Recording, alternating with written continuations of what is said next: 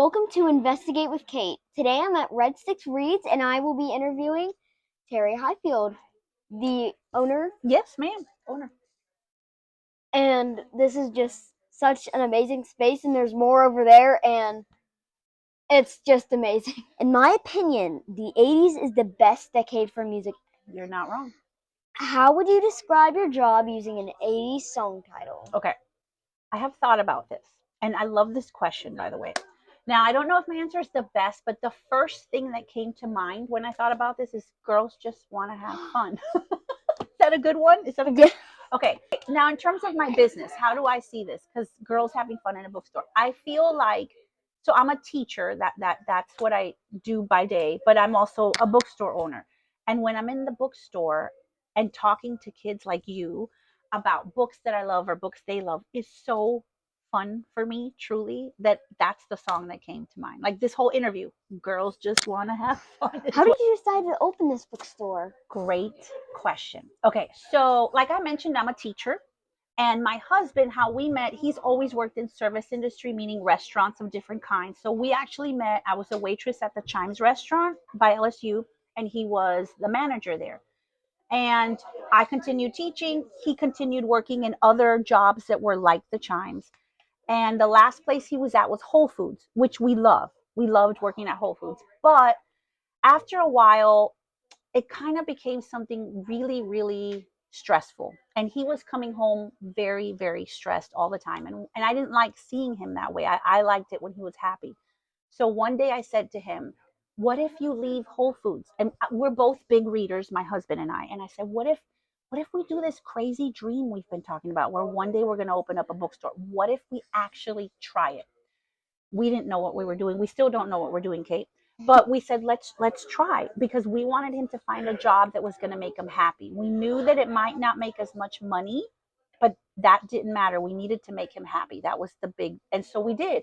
And we started off, before we had a store, we started off like, you've ever been to markets where they have pop-up shops, we have little tables.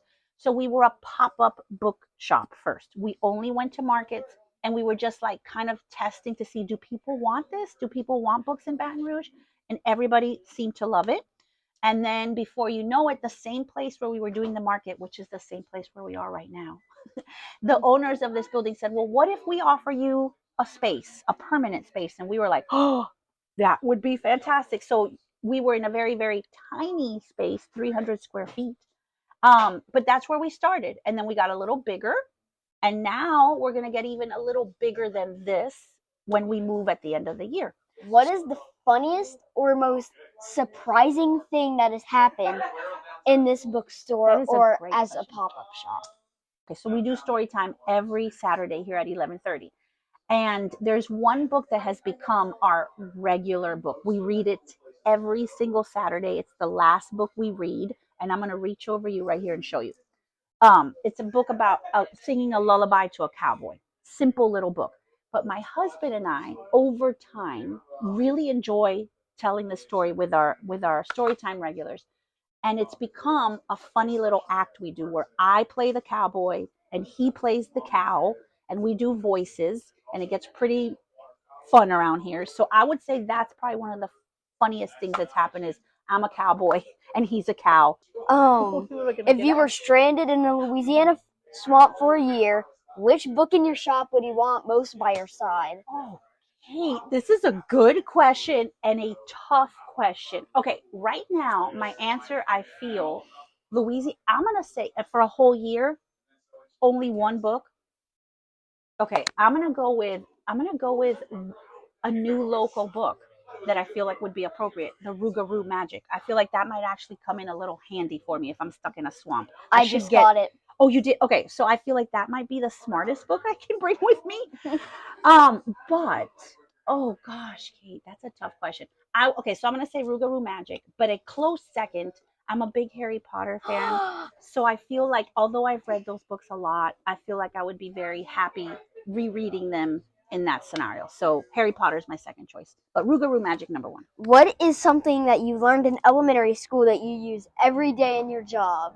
These are fantastic questions. Something I learned in elementary school that I use well, okay, this might be a boring answer, but Alphabetizing.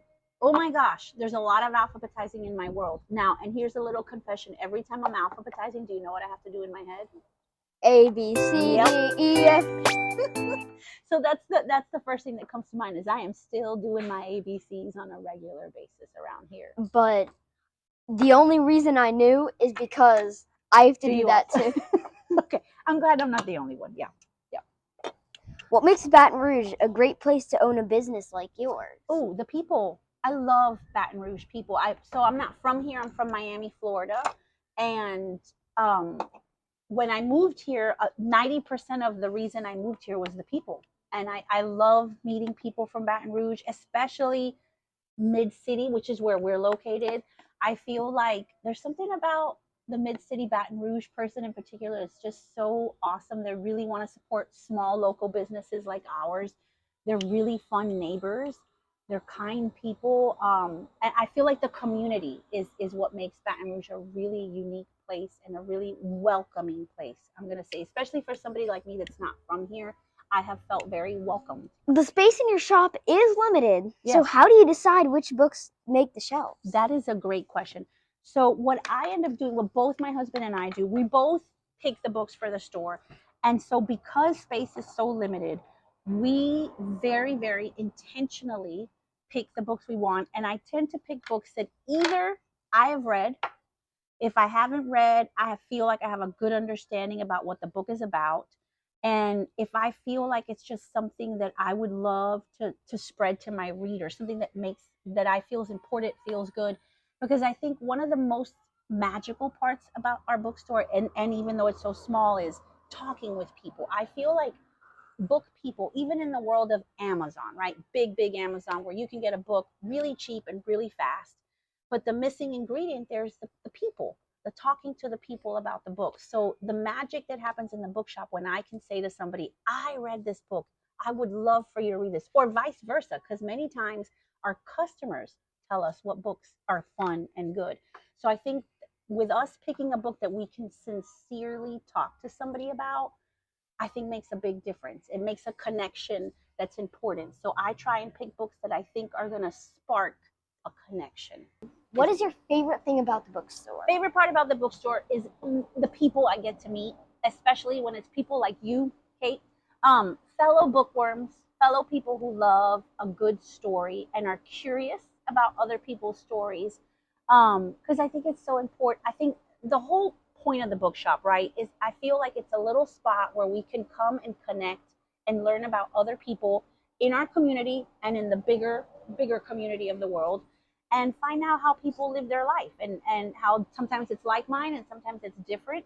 But what the bookstore gives me on a daily basis is connections with people, kiddos like you, that give me a lot of hope for the future. That's probably one of the best parts. So thank you for watching Investigate with Kate. And please come to Red Stick Reads and not Amazon.